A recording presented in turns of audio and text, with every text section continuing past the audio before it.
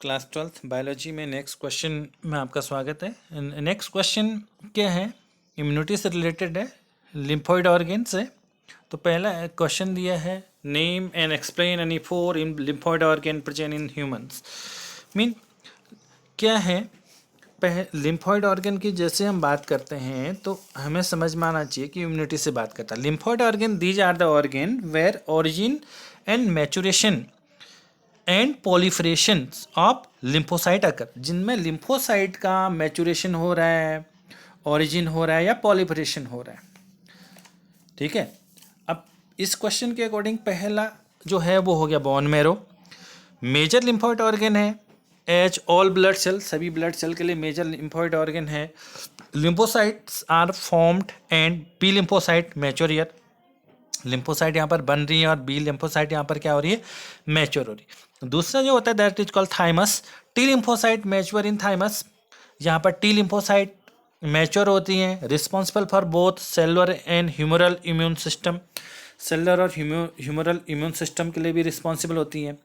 तीसरा जो थर्ड है that is called spleen, bean shaped organ comprising of single mass of lymphoid tissues in foetal stage, produce all type of blood cells but only lymphocyte in adult stage।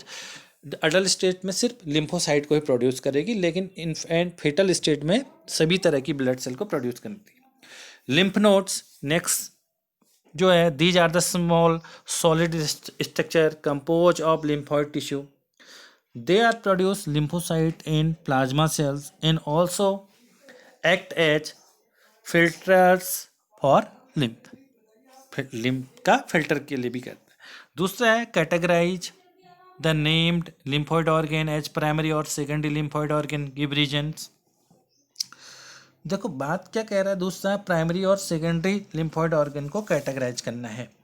जब हम primary lymphoid organ की बात करते हैं तो क्या है, primary lymphoid organs वो साइट है जहाँ पर लिम्फोसाइट डिफ्रेंशिएट एंड मैच्योर होती टू बिकम एंटीजन सेंसिटिव।